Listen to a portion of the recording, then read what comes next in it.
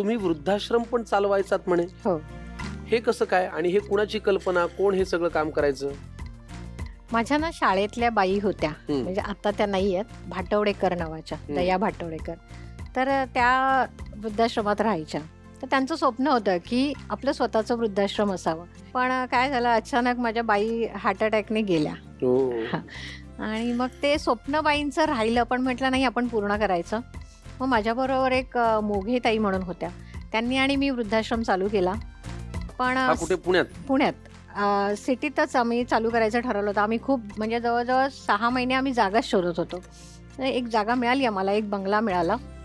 पण काय झालं, त्या ज्यांची जागा होती ना, त्यांना काही इश्यू नव्हता की तुम्ही इथे वृद्धाश्रम, त्यांनी दिली परवानगी की वृद्धाश्रम चालू करा.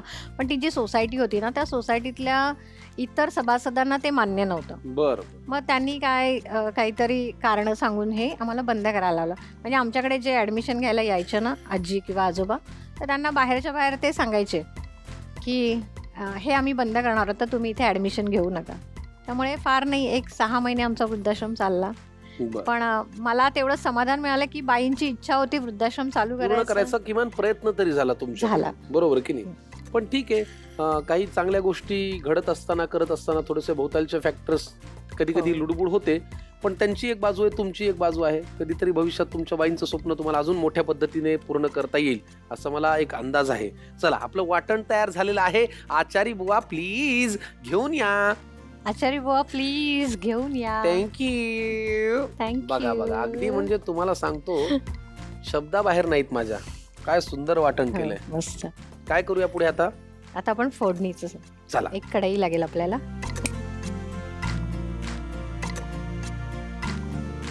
तुमच्या घरी असं टाइमपास, गंमत जम्मत, मजा मिश्किलपणा कोणी करतं की नाही? बिलकुल नाही. नाही? वातावरण एकदम टफ. टफ नाही, पण शांत. का मुली धिंगाणा करत नाहीत? नाही, मुली फारच शांत आहेत. म्हणजे त्या त्यांच्या वडिलांवरच गेलेल्या आहेत. तिघी शांत. त्यातल्या त्यात घरात खोडकर मला तुम्हीच दिसताय. काय घालायचं याच्यात? याच्यात आपण आता तेल घालूया. तेल किती लागणार आहे ताई? आता बाजार आमटीला ना थोडं तर्री असते, थोडं तेल जास्त असतं. चला तुम्ही सांगाल तेवढं घालतो. बस. पुरे का? आता मला एक सांगा, कुठलाही व्यवसाय, छोटा मोठा बिझनेस, काय काही असू द्या, प्रत्येक व्यवसाय करणाऱ्या माणसाला कुठेतरी पोचायचं असतं. एक डोळ्यामध्ये स्वप्न असतं. तुमचं काय स्वप्न आहे? फार मोठं स्वप्न नाहीये, पण पुण्याच्या बाहेर सगळ्यांपर्यंत माझे खाद्यपदार्थ पोचले पाहिजेत, एवढी अपेक्षा आहे. बरोबर. चला, नक्की होईल तुमचं सगळं स्वप्न पूर्ण. तेल तापलेलं आहे, काय घालूया? मोहरी घालूया आपण आधी.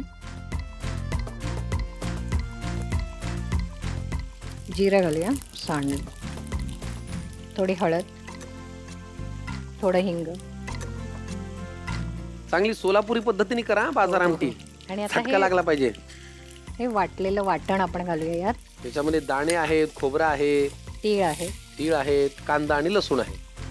मला फार आनंद आहे, मी आज बाजार आमटी खाणार आहे. आणि मलाही आनंद आहे की मी ही बाजार आमटी तुम्हाला खाऊ घालणार आहे. मला खूप आवडली होती हो सोलापूरला, मी जेव्हा खाल्ली तेव्हा. तेल लागेल का हो थोडं अजून? थोडंसं लागेल. पुरे? पुरे. आता मला सांगा, तेल लागेल हा अंदाज मला आला की नाही? हो, तेव्हाच मी ओळखलं तुम्ही घरी स्वयंपाक करत असणार.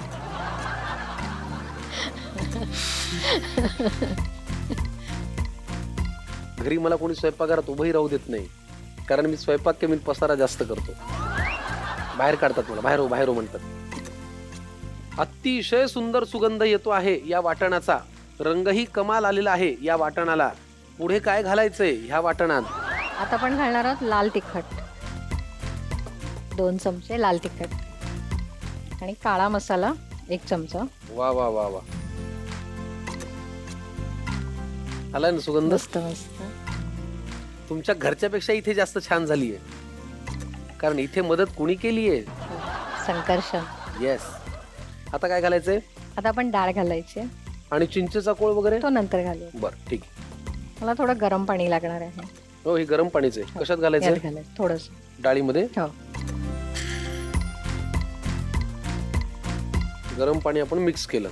आता आपण ही डाळ वाटणामध्ये घालायची. ठीक आहे.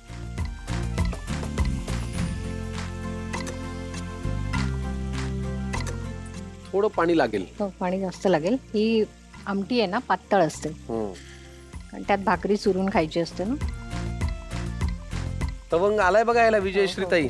आता आपण त्यात चिंचेचा कोळ घालायचा आहे. वा वा वा वा, हा चिंचेचा कोळ नुसता कोळ नाहीये, ह्या पदार्थाचा कोर आहे, आत्मा आहे. कारण ह्याच्यानी जी एक आंबट गोड त्याला चव येते ना, ती फार इंटरेस्टिंग आहे. काय देऊ चमचा?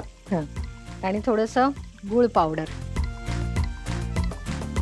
आणि चवीनुसार मीठ. खूपच सुरेख. हा, आता ह्याला काही झाकण ठेवायची गरज नाही, नाही. कारण डाळी शिजलेल्या आहेत, वाटण झालेलं आहे आणि उकळी आली की कोथिंबीर. बरोबर ना? हो हो. घाला मग. छान तर्रीदार वाफळलेली बाजार आमटी. गरम भाकरी असेल तर चुरा, कडक भाकरी असेल तर कुस्करा. नक्की करून बघा बाजार आमटी. लागणारं साहित्य आणि कृती लिहून घ्या. बाजार आमटी 4 व्यक्तींसाठी लागणारे साहित्य: भिजवलेली चणा डाळ अर्धी वाटी, भिजवलेली तूर डाळ अर्धी वाटी, भिजवलेली मूग डाळ अर्धी वाटी, भिजवलेली मसूर डाळ अर्धी वाटी, भिजवलेली उडीद डाळ अर्धी वाटी, कोथिंबीर आवडीनुसार, उभा चिरलेला कांदा 1 छोटी वाटी, लसूण 6 ते 7 पाकळ्या, चिंचेचा कोळ 3 चमचे, सुकं खोबरं 1 छोटी वाटी, शेंगदाणे 1 छोटी वाटी, गूळ 2 चमचे, तीळ 2 चमचे, काळा मसाला 1 चमचा, जिरे अर्धा चमचा, मोहरी अर्धा चमचा, हिंग पाव चमचा, लाल तिखट 2 चमचे, हळद अर्धा चमचा, मीठ चवीनुसार. कृती: प्रथम कुकरमध्ये भिजवलेली चणा डाळ, भिजवलेली तूर डाळ, भिजवलेली मूग डाळ, भिजवलेली मसूर डाळ, भिजवलेली उडीद डाळ आणि सगळ्या डाळी भिजतील इतकं पाणी घालून शिट्ट्या काढून डाळी शिजवून घ्या. शिजलेल्या डाळी घोटून घ्या.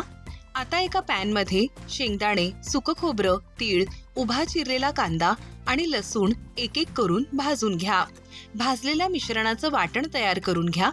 एका कढईत तेल घाला. त्यात मोहरी, जिरे, हळद, हिंग, तयार केलेलं वाटण घालून परतून घ्या. आता त्यात लाल तिखट, काळा मसाला घालून परतून घ्या. घोटलेल्या डाळीत थोडं पाणी घालून एकत्र करून घ्या आणि कढईत घाला.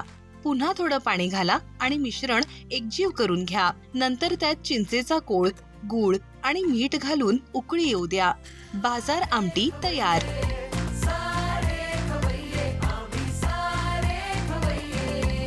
खणखणीत पदार्थ झालेला आहे आपला बाजार आमटी. आपण लगेच चाखून बघूया का? हो. हा घ्या चमचा. एक तुमचा, एक आमचा. मी तर खाऊन बघणारच आहे बाबा, तुम्ही म्हणा किंवा नका म्हणू. मला फार आवडते बाजार आमटी. घ्या. झटका आहे झटका. झाली की नाही छान?